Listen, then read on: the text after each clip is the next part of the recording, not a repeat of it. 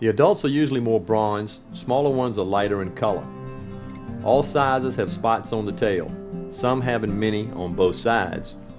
Other names are redfish, red bass, channel bass, or puppy drum. They can be caught by still fishing, casting, or drifting. They are great battling fish, using stamina, strength, and long runs as a battle technique. Because of the range of size, the bass is the favorite of all kinds of tackle. The smaller fish from 14 to 18 inches are the most favorite fish for taste of most anglers. The world record is 94 pounds, 2 ounces. Okay, now we're going to show you how to scale your bass. Hold him firmly. You want to come up alongside the back of these dorsal fins, so when you cut later on, you won't hit with your knife blade and it won't skip on you. It'll keep you from cutting yourself. Come back along this edge. A little more work to scale your fish, but just remember, don't just do it right. These little hand scalers are just a trick. Come up behind the fins again, because you're going to be cutting later on along the anal fin and along the dorsal fin, so you want to make sure you got the scales removed. It's more important there than anywhere else. You don't necessarily have to come back up underneath the fins at this point, because we're just going to leave it on so we remove all the bones out of our fillets.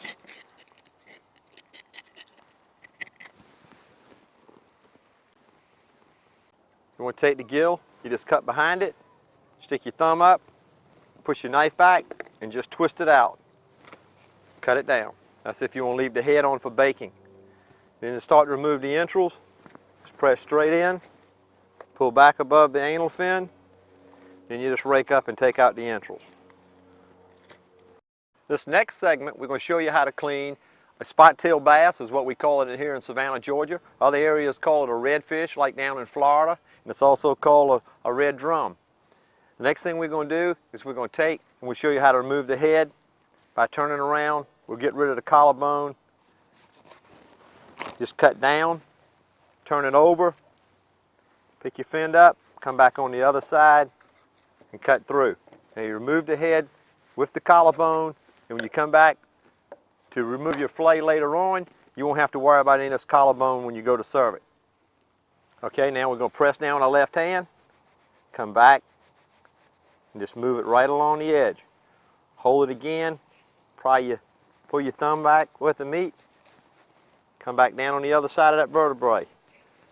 Slow, long, 60-degree angle stroke. We turn it around, we press down again with our left hand.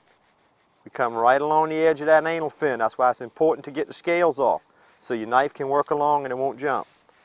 As you can see, we've got it as close as we possibly can to that backbone.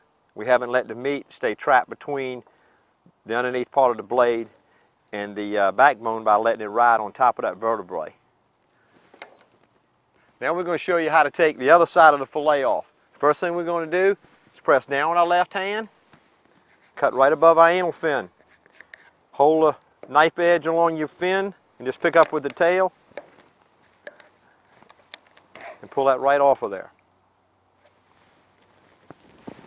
Then we'll come back around. It's always best to work off the corner of your board. Apply pressure down with your left hand.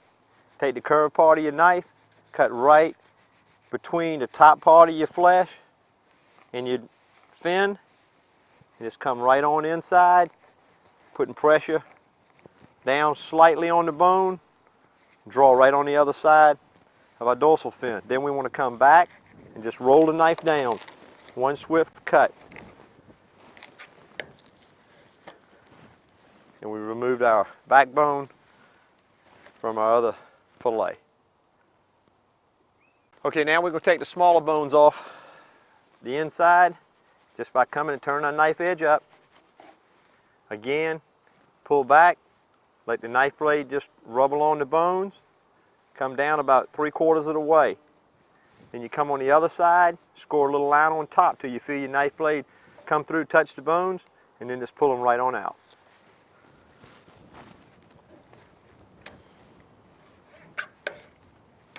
Okay, now we want to come back through. Right here, you'll feel about 4 or 5 little bones that run the other direction. hold it like a pair of pliers, and just pull that meat out. Now we're going to take the smaller rib bones out. We just want to turn our edge up, go underneath, turn it around, and just apply a little pressure next to the bones, keeping our finger on the knife blade so it becomes an extension of the nerve in our finger. Just scrape up against them. Cut about 3/4 of the way down. Then you want to lay it back, screw on the other side to the bone.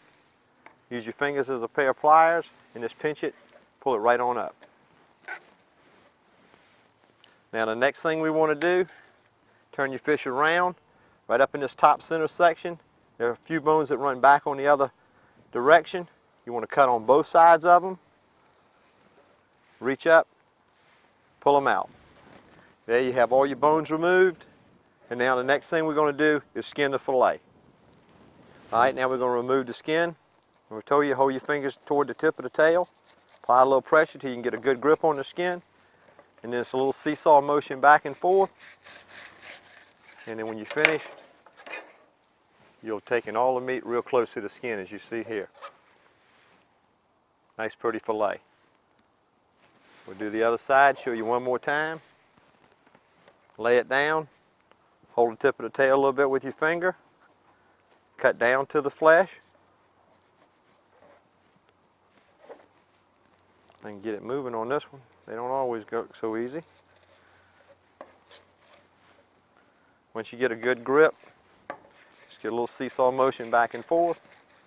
Applying pressure, come right on through. Getting as close as we possibly can.